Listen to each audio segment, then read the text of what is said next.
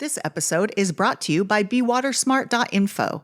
Make your trees summer strong by watering them slowly and deeply using a soaker hose or drip irrigation at least once a month.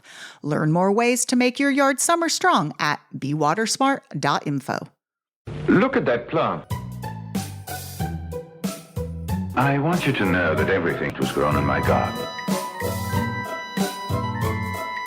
Don't touch that plant! Is it poisonous? She'll become part of the plant.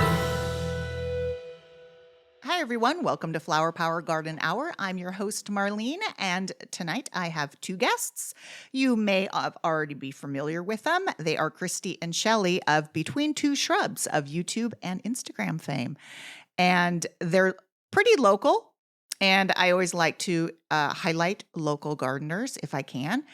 And they started out as just, I guess, two blonde moms, as they said, who wanted to establish a garden at their schools, but it's moved on to beyond that. So thank you two for joining me.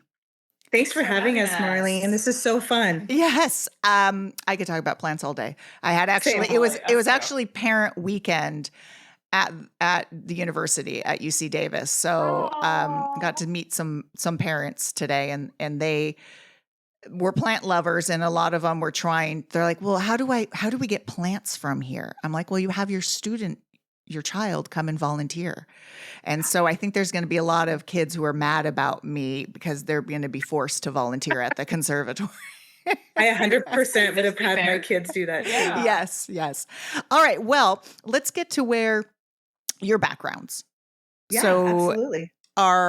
What is your background? Either of you gardeners, raised with parents who garden? A lot of times people were like introduced from their grandparents. I think this is Shelley talking. And okay. I think I grew up with family that loved gardening. I didn't think I did until I got older. Okay. And then realized that I actually love doing it too. So I guess it is one of those things that's just in your genes. Yeah. And I think Christy's kind of the same. Yeah. My dad always had an amazing garden. My dad was very much like, that's not a weed. A weed is just a beautiful flower out of place. And he would save all the clearance plants at Lowe's because he felt bad. And so we'd always come home with a bunch of plants. And I probably, when I was 30 years old, started gardening, really like I dedicated myself. Someone told me when you hit your 30s, you start really liking plants. And I really did. Oh, okay. So you both sort of had the gardening, and even if you didn't do it, like intensively, you were still dabbling it and then started getting into it. And then how did the whole school garden come about, or how did you two meet? I should say. Well, that's actually like one of the best stories about the whole Between Two Shrubs is we both have kids that attend a local elementary school. Well, what the school garden is. And can I tell a story? Yeah, go for it. So Christy is actually the one that started and revamped our school garden. After the pandemic, a lot of families were moving up here from the Bay Area and looking at going to our school. And right when you drive into our school is the school garden. I mean, it's right when you pull in, and it had been neglected for years. And some of the people in the neighborhood had told Christy, oh, we're looking at the school, but man, that school garden is really ugly up front. Yeah, it was like 6 feet tall weeds. It looked very, for the front of a school, it was not cool. It was sad. And so Christy asked the principal who was in charge, and they said, well, you can be in charge. So she took it on. And one day I was walking out, and there was a little chain link fence out in front that, roped off the garden. And I was watching her in the garden, not creepily, but just walked by. She was. And I was like, hey, and it was kind of right at the beginning of the fad of those cattle panel trellises. Mm-hmm. Yeah. And I leaned over the fence and I was like, hey, you should really add these panels to the gardens. And she looked over and she goes, that'd be a great thing for you to do. Oh, and no, like, hey, great. Like, and then she was doing it by herself and like overwhelmed. And it was like, I think you should do it. I just don't, have the capacity. I was like, let's do it. And the rest is history. Yeah. And this is year 4 of us working the school garden. She could walk to my house right now, and our daughters have become like best little friends. It's really cool. And our sons play together, and it's pretty cool. That's great. Great. Do you guys have a same gardening style? Or- No, we do Okay, not. okay. I live in a mid-century house. I have a lot of cactuses. Decomposed granite is my best friend. Uh-huh. Cactuses, succulents, and she's totally. If you can see our backyard on Janie Santos's tour, Dig Plant Water Repeat. She did a tour of each of our yards, and it's funny because, like Christy said, she's more decomposed granite, succulents, and mine, I have all azaleas and jasmine and boxwood hedges and balls.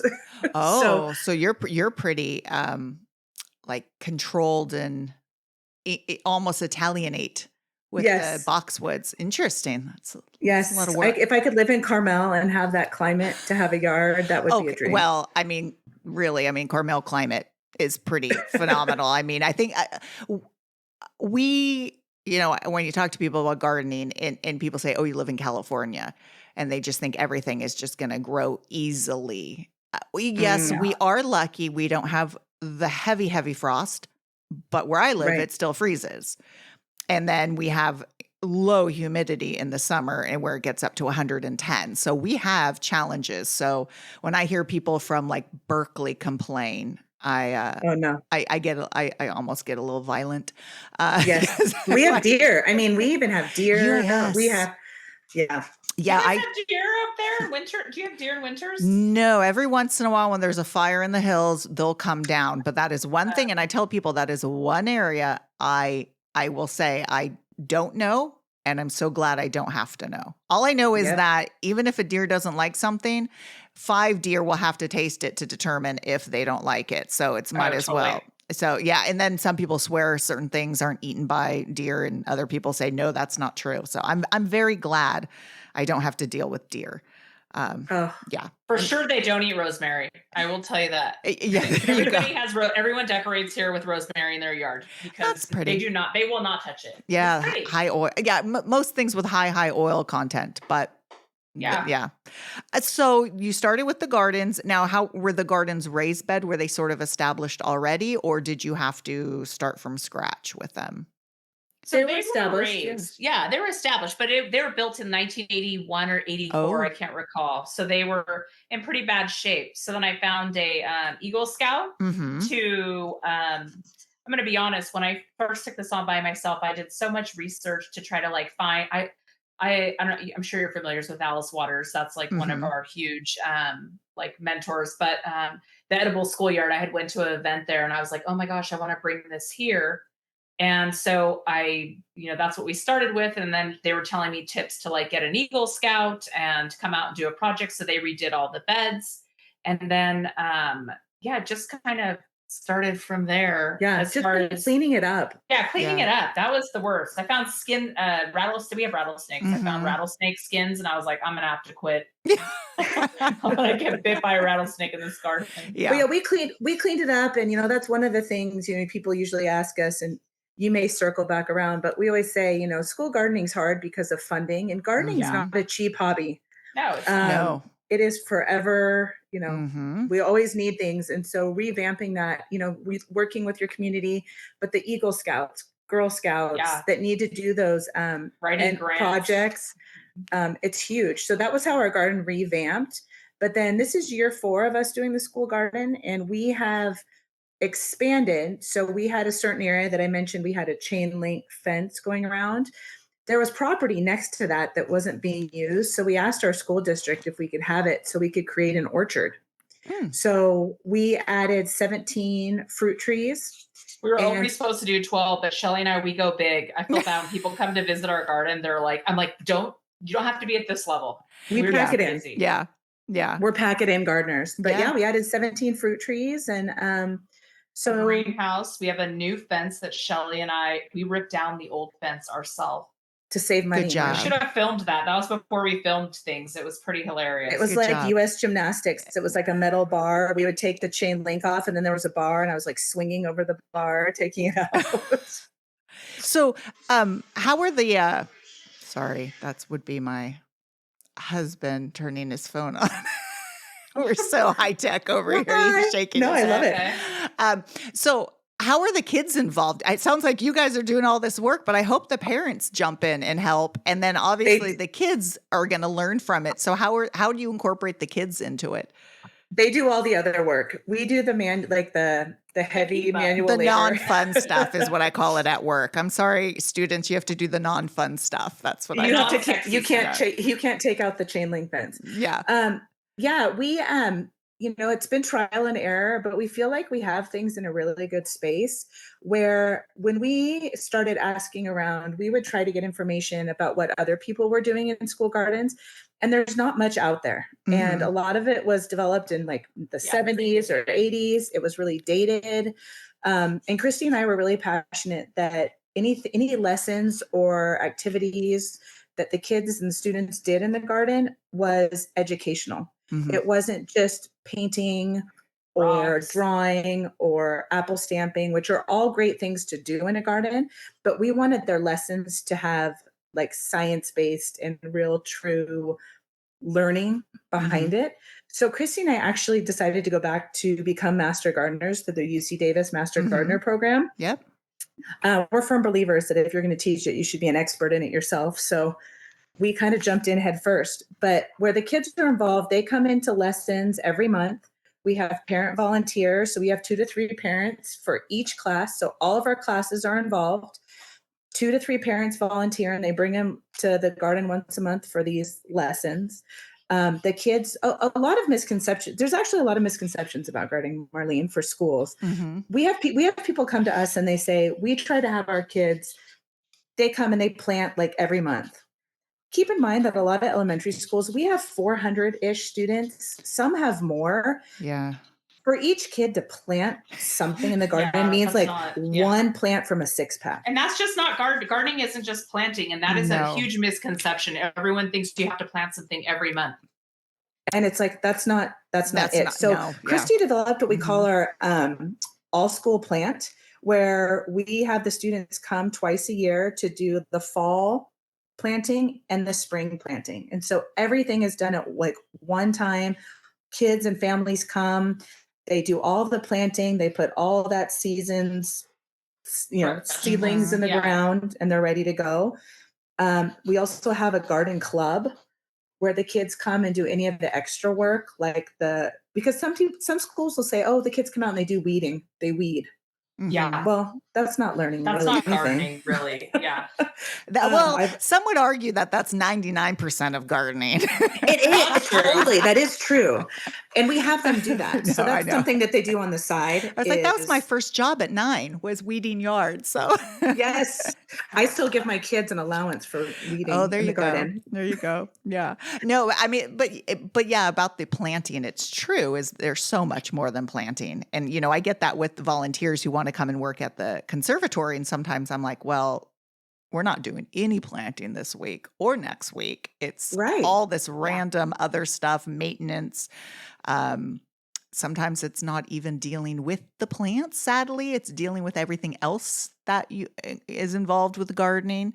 The plants are there; you could look at them, but it's everything else. We do the things like, and we have our head of facilities, Jim, Mr. Jim, is and one thing too, Marlene, is that we didn't realize what a sense of community the school garden would establish. How people want to be involved, they want to help out. It brings people there.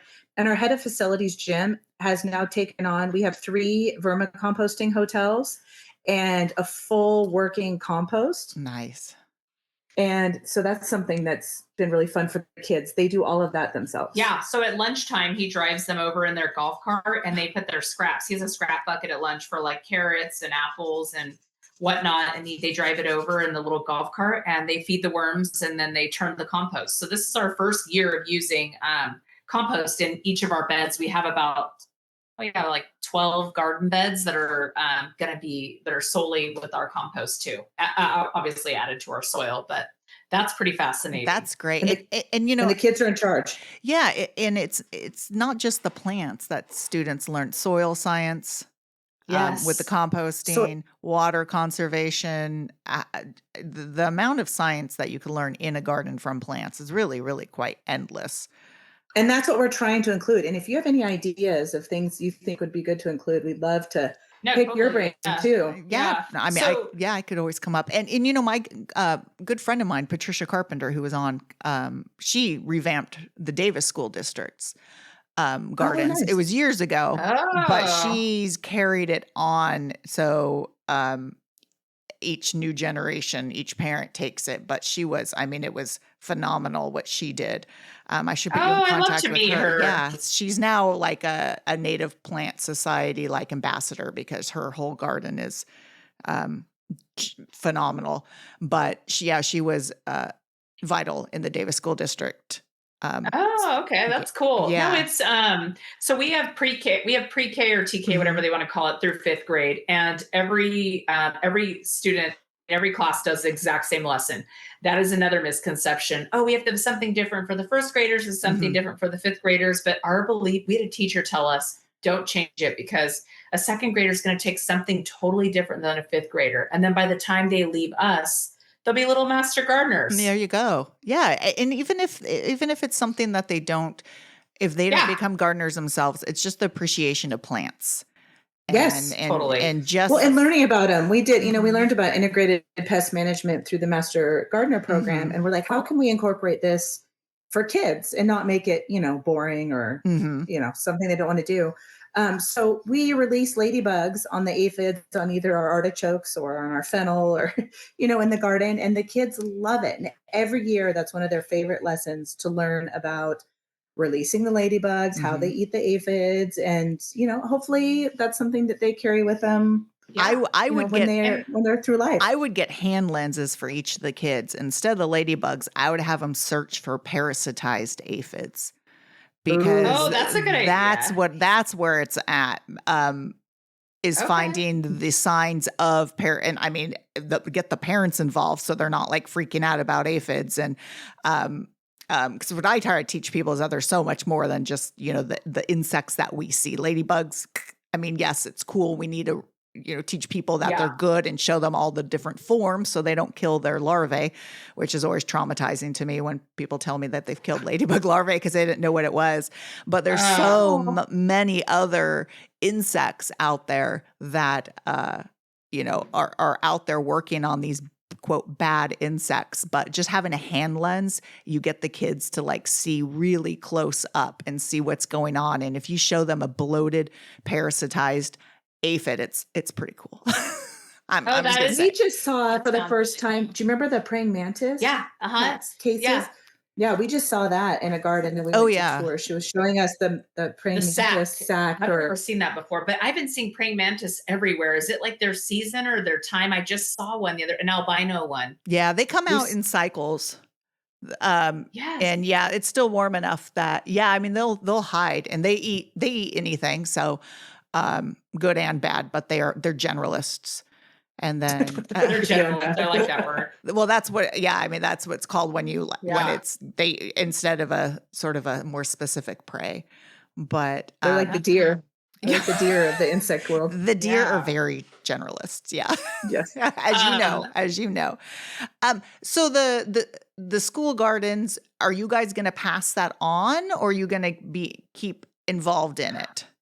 That's the tough one, Marlene. I know. This is my son is his last year is this year. I mean, I think that we became really tight with the superintendent and everyone in our district. Like I think I'll step back from the everyday, because it's like being a manager. There's like 30 something volunteers, and I'm, I work 7 hours a week as a hygienist in an office in Folsom. And so it's getting texts during work.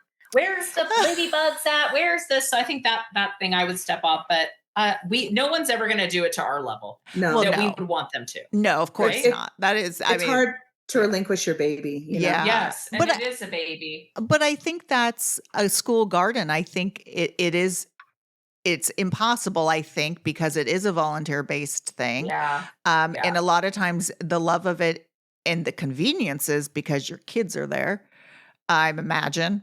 And so I think it's only right to probably pass it along. Totally. Even if it's not this, but down the road and let it, because it is a lot of work. It's a lot of work. A lot of work. But you know what? We've spent the time to create, it was our passion to create something that's sustainable. We saw so many school gardens end up like ours was. Someone took care of it, and then until they didn't, and then no one else wanted to. Yeah. So, we have like, what do you call it when you have a plan in place Mhm. where We have we systems. systems We in have place and systems. people in place Yeah. that we've been working with that have younger kids. We brought in younger parents whose kids will be there a while, and that Yeah. succession plan Yeah. Because I of mean, I hate to break it to maintenance. you, but what's stopping you from going to the middle school or junior high? I'm just We kidding. did. So- We are you are We doing already that? did, Marlene. There We you totally go. did. Okay. So, but that one is easy too, because I shouldn't say it's easy, Uh-huh. but the kids are so much older that the home economics class at our local middle school, we helped the teacher establish, we worked with Vago Bed, and we put 8 beds there. Mhm. And the teacher is It's fabulous. a teacher, they couldn't have got, I mean, her garden is small, but it is mighty. She's Mhm. making homemade salsa, zucchini bread with them. And Shelley That's just did a great. really cool thing. She did olive oil tasting with them. Which I think is totally cool. We had like a legit, olive oil, like straight to the bottle Yeah. olive oil. And then she had a processed one that she had the kids try. And Oh, thank that's gosh, they awesome. all loved the fresh one. Yeah. Yeah. I mean, it gets them to appreciate their food definitely a Yes. lot more. And that's our goal too in the school garden. That has been one of our top things, is for kids to appreciate their food. Mhm. What's in season? Eating. We just interviewed Chris from Localis, and he was like, "It's not Christmas all the time," so, and that really resonated with me. So you're not going to have strawberries all the time. We live in a world where you can get whatever you want, but does it taste good when it's out of season, right? No, I mean that's the magic of garden. I just had to use my analogy. If everything bloomed all the time, because we have certain people are like, oh my God, that blooms amazing, but I wish it bloomed all the time. I'm like, we would call it oleander and no one would like it.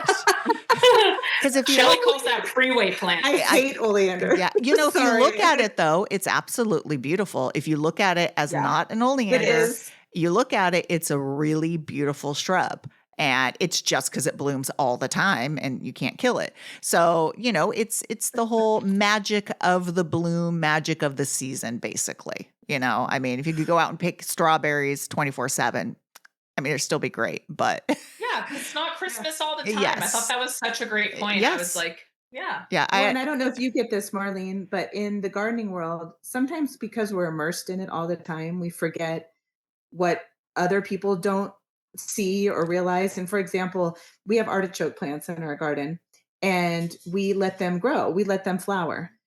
And people didn't know what that was, because people don't they see an artichoke in the store, and and it's Mhm. not flowered.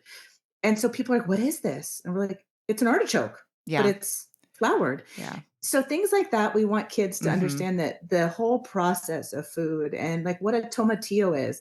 95% of the kids at our school thought a tomatillo was an apple. Yeah, what did we make? So we used to do pop-ups back in the day when we were really, before Between Two Shrubs kind of took off. We would go to the lunch once every like 2 months and do tomatillo salsa. And we did like a nut-free pesto with naan with them. We made them celery juice with the vegetables that we had in the garden, just trying to get them exposed to things. And it's funny because parents are like, my kid doesn't like that. He won't eat that. I'm like, he did. Yeah, They no, may like it. yeah, it's funny how if you grow it, they'll eat it because they see will the come. the accomplishment. No, about the artichoke, I know. I mean, I'm always still amazed at when an artichoke blooms. I mean, I that's know, they're why beautiful. they're beautiful. But we at work we have chocolate and vanilla that we harvest, and it's amazing when you show like kids this is vanilla, and they're like, what? Or Yeah. adults even, I should say. Exactly. Adults are like, what? What is that? So, but you guys so you mentioned your handle Between Two Shrubs. So you're doing more than just the school gardens, though. You've sort of like, this has gone Yeah. to more than that. So explain and that. Yeah, sorry to cut you off there. We in our quest to find information and lessons and just knowledge from the community, we started like meeting with people and learning. Christy and I, one of her goals was to develop a fresh cut flower bed. And so we did our research, and we'd go out, and there's a few places out here that there are people that have their own businesses of fresh cut flowers. So we started going to these places and visiting them and learning. It's incredible. It's an incredible what people locally are doing. And so Christy and I are like, why aren't we sharing this information? It was so hard for us when to we were find information. Yes, to find good information, whether it be about the school garden or just the fresh cut flowers. I mean, it kind of branched, fresh cut flowers can be anybody. Just because we're doing it in the school garden doesn't make it just a school garden thing. Oh yeah. No, for sure. So anyhow, we started going out and we're like, why don't we just video it? And we love it. People? We're really good at it and we're funny. People love that. And it's true, Marlene. No, you laugh, say you but no, it's no, really no, no, no. true. I know that just sounded funny, but no, I could tell you two are you guys have a good rapport, and you're enjoying what you're doing. We love it. We learn so much. I mean, Totally. We'll leave, from like I use the example, the fresh cut flower lady, but we'll leave and I'm like, I learned so much. Like I am blown away. Christy and I will just be geeked out on, I had no idea about this. And yes. So we're just excited to share it. And yeah, it's kind of our way of sharing it with everyone and just taking that experience and so we just kept it between Two Shrubs on YouTube, and it's been, and so we try to post a couple times a week videos, and we talk once a week. We do like coffee in the garden or coffee. Sometimes we set up at Green Acres when they don't know. We ask, and we just set up in their patio section, and we just talk like what's going on, and then talk about like funding for school gardens, and then like what we're doing. Is that like sort of like staying in IKEA without them knowing? You're hiding in like Green Acres. That's a great idea. If you see us in the news that we slept on the patio furniture in Green Acres, don't be surprised. No.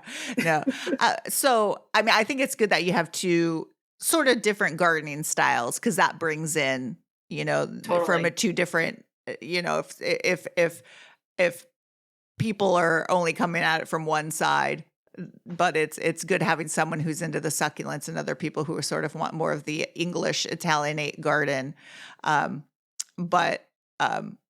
What are your next, you guys do on field trips? Or you? Chrissy and I do field trips. We haven't taken the students on field trips. No, I meant you. I meant you. Yeah, your YouTube. Where have you gone besides Green Acres? I was like, we're adventurous, not with the kids. We've been going to local farms, and we are so backlogged with people wanting us to just come over, and people love watching tours of people's gardens because everyone does things differently, right? Yeah, like it's an organization. I mean, the way that they what is it called when you trellis things and. Well, you get ideas from every single thing. I mean, every garden I go to, or nursery, there's an idea and you could take that. And there's always something to learn. Sometimes it's what not to do. Yes. And you're like, oh, I want to do that. I'm not going to tell them that, but I wouldn't do that. Or they'll be honest and say, no, this doesn't work at all. And that's happened to us too. There's things that we've done that's like, oh, no, that doesn't work. I tried to do a sweet pea teepee, Marlene. Oh yeah. It was like, I obviously planted too many sweet peas. There's no such thing. Matted mess. It was a mess. Yeah, I tried never again. Yeah, I tried the Florida weave with my tomatoes, and then I went backpacking or on vacation where'd I go for 2 weeks, and you can't let that go for 2 weeks. So it was just a big giant mess. So I mean, I tell people everyone kills plants. Everyone kills plants. I've been gardening since I was 6, so more than 40 years. We still kill plants. Sometimes at work, we kill plants that we really shouldn't be killing because they're almost on the rare side. But that's how you learn. Yeah, You learn from the failures, and there's certain plants that are my nemesis that I cannot propagate or get to grow. But you just learn. What's yours, Marlene? What's your plant that you can't grow? You probably won't. Since I work in this strange world, I straddle two worlds of the home gardener, the vegetable, the flower. Like that's my at-home thing. But then at work, I work with incredibly strange, rare plants. So I want to come tour that. You guys need to come. Yeah, you guys need to see. There is a plant called Needham. It is. We grow it because it shows it's technically a gymnosperm. And so we have to have it for labs to demonstrate that for students, but I cannot propagate it. It took over a year to get one root from the aeroponics. And then when I closed the lid back on it, I snapped the root off. I joke you could hear me screaming down the whole greenhouse. So there's certain plants. I would say there are members of the African violet family that are incredibly difficult to grow. And then we have this one succulent at work that is only from this small place in Somalia, which they think it may be Wow. extinct because no one could get to that location. And it's called white sloana. And it wants to just up and die on you if you look at it funny. So It reminds me of, do you remember in the movie, the Disney movie, it's not Rapunzel, but when that one flower, they're trying to get the one flower to give her eternal, the witch, to make her youthful. And it's that one little flower on the rock, and it's like wilting away. It's like that one plant. You have one chance. Yeah. See, No. she was watching gardening. She watches Disney movies just to get gardening stuff. I don't know any of that stuff. Yeah. My former coworker and I, we joked that we only know the movie The Green Card because she had a greenhouse on top of her building in New York, and that's why she bought it. Yeah. I don't know. You guys are probably too young for that, but it was like we gravitate to those people. Yes, we gravitate yes. to No, but yeah, the garden there's shows. always plants, and never trust anyone who says that they know everything about, because there's impossible. The day I know everything about plants is the day I'm bored. Yes. Shelley calls those people passionate. Like, everyone thinks they know everything how to prune. Everyone always has a comment for our trees. You really need to prune it this way. And we're like, what? Like, I think everyone's that's telling me something probably I just why say they're passionate gardeners. I think that's why I stay away from YouTube, because I just can't deal with people like that. I know. Who are come at it from like, I That's don't not know. us, Marlene. Yeah. I promise. We're very open. And you Yeah. talk about where we're going on field trips. Yeah. One of the things we just got back from was the Dave Wilson Nursery Okay. in Hickman. Oh, did you? And- I didn't get to go down there. I got the invite and I didn't get to Yes. go down. Oh, it was so cool. Yeah. You need to come next time. then. Yeah. I don't know. It's in the middle of the week. I'm like, I think we were gearing up for our plant sale that we had a huge plant sale. But anyways, yeah, tell me about it. It was just fascinating to see. I mean, one of the things that Christy and I, when I say we geek out and we walk away, is when people are educating us about the process that goes into creating the plants and how they get to our homes. You know, the things that, like, you forget sometimes when you go shop at Green Acres or one of your local nurseries that you go and you buy a citrus tree. Great, I bring it home and plant it.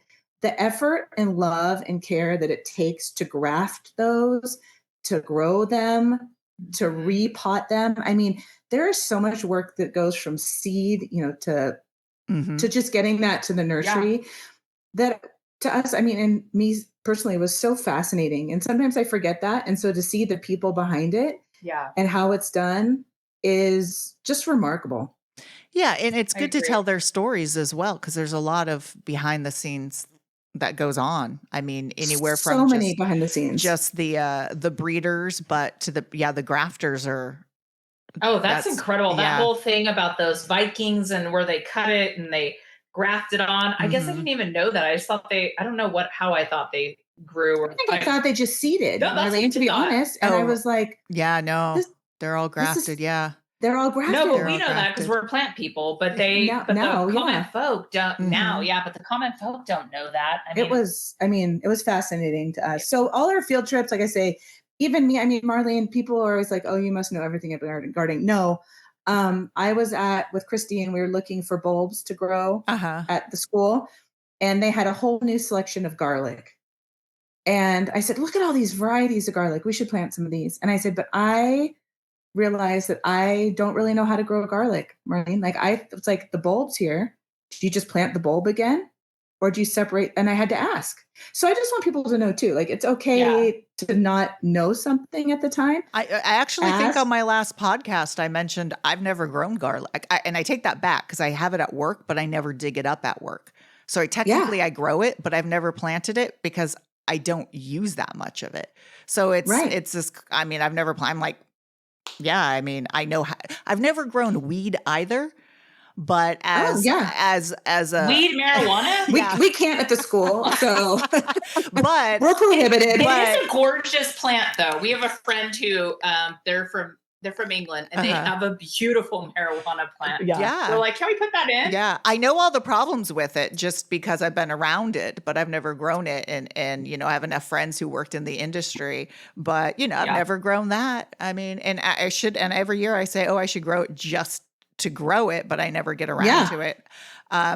But no, but I think you don't need to grow every single plant to be a good gardener, because these instincts sort of, and it's hard to explain it. And as I'm been doing this for, I don't know, so many years, that it's hard to explain the instincts that get instilled in you about watering and soil. And I can't explain it, but I try to do my best. But no matter what, I try to never be condescending to a person ever, because I don't Yeah. want to be that snooty person who anywhere remotely, like, Yeah. I mean, remotely even says, oh, well, I know this, that. I mean, I had to throw it out there the other day. Some guy at the plant sale was a snot and was saying, I've been in the plant world for 20 years. And I said, well, I've been doing this for 30 years. So that felt Good good. for you. Take That felt that. good. But that felt good. But Yes. Like that. But my husband always says, you always want to be curious, not certain.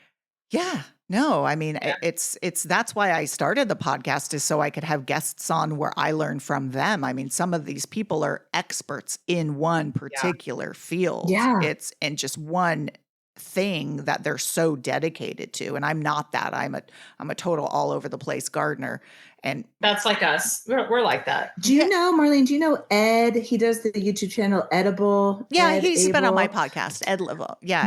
That man was He- incredible. See that, and So he knows knowledgeable. his fruits. My God, he knows his fruits. So that's his thing. Oh my And gosh. not to say he can't grow other plants, because he could obviously grow other plants. But if I brought him to my work, he would have no idea.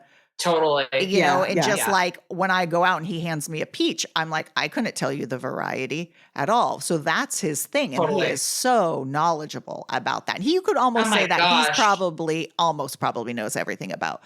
So, he's Totally. there's certain people who you're like, oh, they're almost there and they know almost Yeah. everything. Yeah, just the memorization of plant names and like Yeah. all the. I'm like, how the hell do you know all that? Yeah. That's just mind blowing. Well, he loves it. You could just tell he absolutely Oh, loves I it. love plants too, Yeah. girl, and I don't know their names. I don't know. Yeah, and I'll say it wrong. Janie Santos was really sweet to me one time, Marlene. I said the name of a plant. I said, I know I'm pronouncing it wrong. She goes, one thing I learned is in the plant world, if people understand you, you've said it right.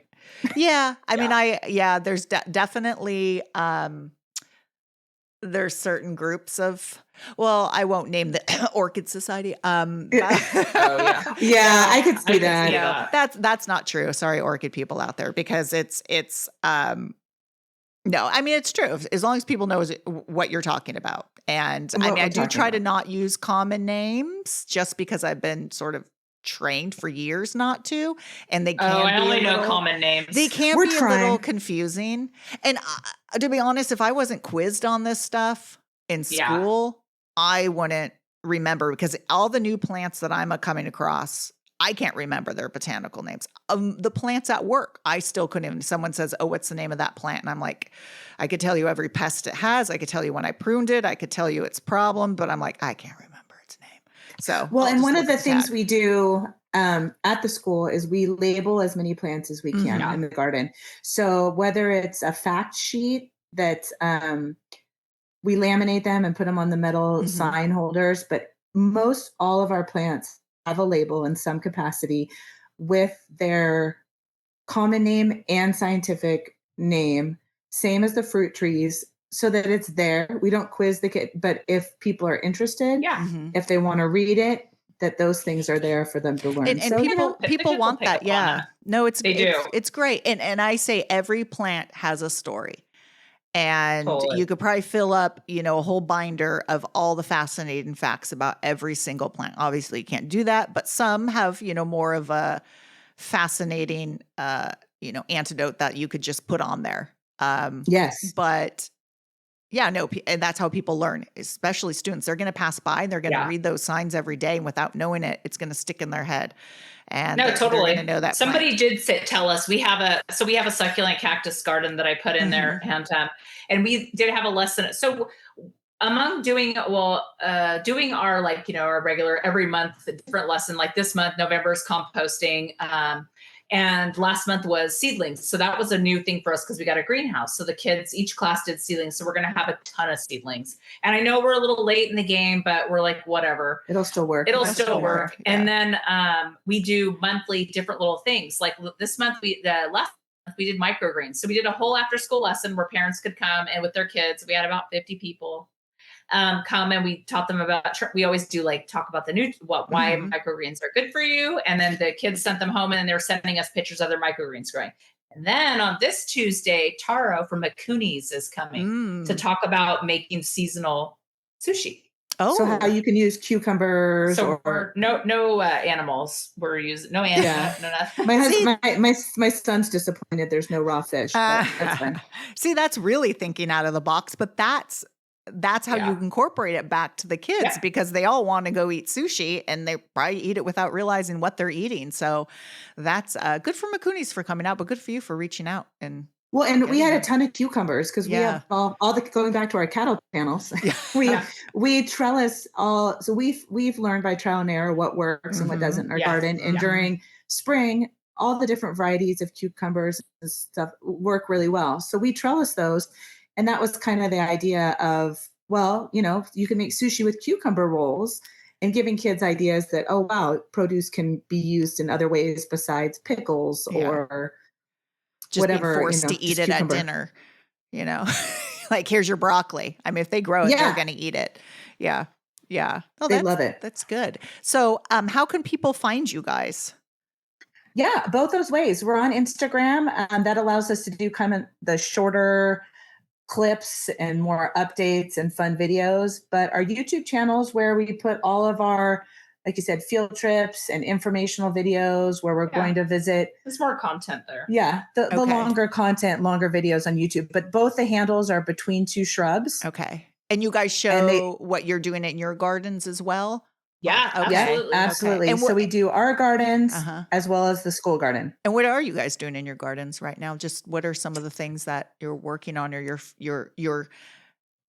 your dream? So there's always like what you're doing in the garden. Then there's always like, oh, what I want to have my garden. What you do. want Yes. to do. I am actually I just planted my vegetable garden in my backyard. I Mhm. just do Swiss chard, kale, and rocket. I love Mhm. arugula. And then I want to build a retaining wall Oh my God. in my front yard. That is what I envision. Oh. And I want to add some more desert type. I have a Okay. lime green front door, Palm Springs vibe. So Oh. Got that's what it. I want to do. But she Okay. has a more exciting I venture. picture It's actually not that exciting, Marlene. Yes, But it after is. like 10 years of living here and staring at a front yard that gets full sun, Uh-huh. deer, redwood tree soil, we ripped out our whole front yard. Okay. Okay. So I'm working with Michael Glassman. Uh-huh. I needed, I don't know if you ever get like just fatigue of just staring at something in your yard and it starts to just Oh yeah. like, I don't know what to do here anymore. Mhm.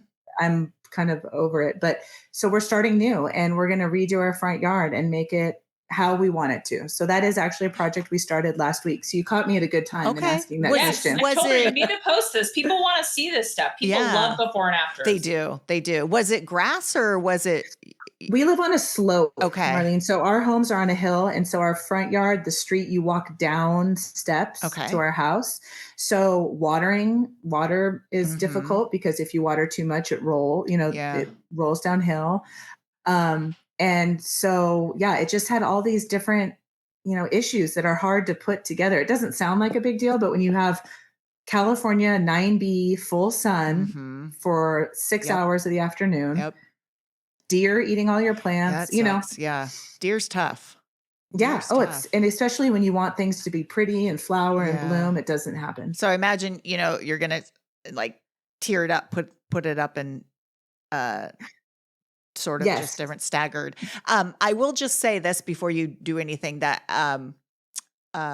when I tell people to revamp their front yards, what we've done at the conservatory in our ground beds, and I've worked with my former coworker who installed gardens as well, is red lava sands or fines to increase drainage Ooh, okay. So if Oh, they want to, interesting. so if you bring in compost, which a lot of people want to do, is it, temporarily raises up the soil volume, but over time compost decomposes. So then your Yeah. soil volume is back down to zero. So if you are trying to do drought tolerant plants or real finicky native plants or succulents, it's good to have something inorganic so the organics won't break down. You could do pumice, but the red lava fines mix well with the clay soils and the native soils. So that's just I love it. I if you just need wrote to. that down, Marlene, Yes. because I am Not the taking that red lava idea. rock. Make sure it's fines or sand. Some rock yards Okay. may not have it, but I think, I'm not super familiar, but I think Hastings Yep. has it. Oh, That's okay. right by us. That's where we Yeah. get most of our I large think they have delivery it. of So stuff. ask them. Yeah, you don't want the red lava rock being dropped, but it's just great. Creates great drainage and prevents just rot of all these water sensitive plants. So Well, and I didn't know, and if this is true, that we have two huge established redwoods. That redwoods suck the nutrients. That it's really hard to grow things around redwoods. It's the water. They have notorious shallow roots. So they take up a lot of moisture. It's not necessary. I mean, you could say nutrients, yes, because they're a larger plant, but it's generally more of the water because they have Okay. versus is when you go to water a tree, it's supposed to be deep and infrequent. With redwoods, it's shallow and more frequent because they're adapted to the fog drip where they're Oh, native to. That's why their limbs are like that. And that's why they have shallow roots because they rely almost completely on fog drip. And here we are trying to grow them in the Central Valley, and the poor things I know. That's what yeah. everyone says. And So, these things are like 900 feet tall. They've been here forever. yeah. So they're getting water. So if they get water and they seem really happy, but yeah, you're going to be, are they in that front yard? Yeah. Yeah. Oh, okay. So yeah, you're going to be, if he's digging up a lot of area, you're going to be digging up a lot of the redwood roots. Just don't go any too big. Don't cut them anything too big. We'll just stay away from Yeah, them. yeah. So, they have literally red roots. So you'll know the redwood trees when you're Oh, digging them wow. up. Yeah. Fascinating. Yeah. But yeah, no, it's the opposite. It's not that they're stealing nutrients. It's the water because they're water loving and it's right there, their roots. So Well, when I live in Carmel, I'll have redwoods. exactly. Drinking the We fog. when we Yes, all live that's in right. the climate that, we should all aspire to, which is, I mean, it's Yes. it's not bad. I'm not gonna, we could be getting snow already, right? Some Oh, places. true. It could be, Yes. but then I always say, as someone who, I'm like, God, they don't have that. They don't have winter weeds. We have summer and winter weeds. Where it snows, Oh, they don't we have have winter year-round weeds. I weeds. know. So I'm like, they don't have winter weeds. That's amazing. So just one season weeds. So, so between Two Shrubs and Yep. Instagram and YouTube, and it sounds like you guys are just revving up for more fun videos. And Yeah. and if anyone wants to contact you, or they could just reach out to you on Instagram, I imagine. Yeah. Send Okay. us a message. Okay. Absolutely. Yeah, if they want to know more about school gardens, or if they think they have a fabulous place you should go visit. Oh, totally. It sounds Good like you guys. idea. Yeah. It sounds like you have a list, but that you're open to suggestions. we are. Yeah, because there are some pretty amazing home gardens that need to be There showcased are. more. Well, Yeah. and people that are doing great things. I mean, it's Yeah. people, it's Here. restaurants, all around this area. So we've really felt, we've Cool. benefited from that ourselves. Yeah. Well, thanks for being on. Until next time, everyone. Happy gardening.